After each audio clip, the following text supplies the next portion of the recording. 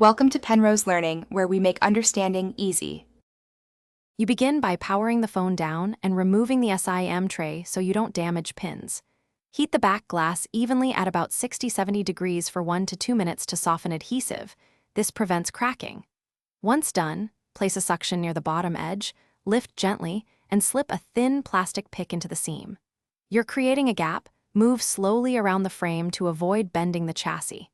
Make sure to keep screws organized as you expose the interior. With the back off, you remove the visible screws holding the mid-frame and lift the metal shield to reveal the internals. Disconnect the battery connector first. This is critical to prevent short circuits while working near delicate parts. Next, locate the front camera flex cable and gently flip its ZIF connector latch, then slide the flex free. If a small bracket or adhesive holds the module, remove it carefully so you don't crack the lens or tear flex cable.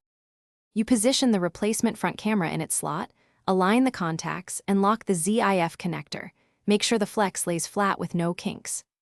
Reconnect the battery, reassemble the mid-frame, and temporarily boot the phone to test the camera app.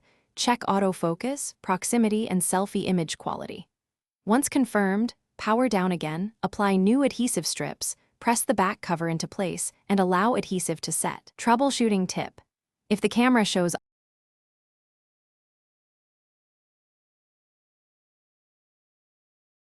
Thanks for watching. If this was helpful, leave a like and consider subscribing. See you next time.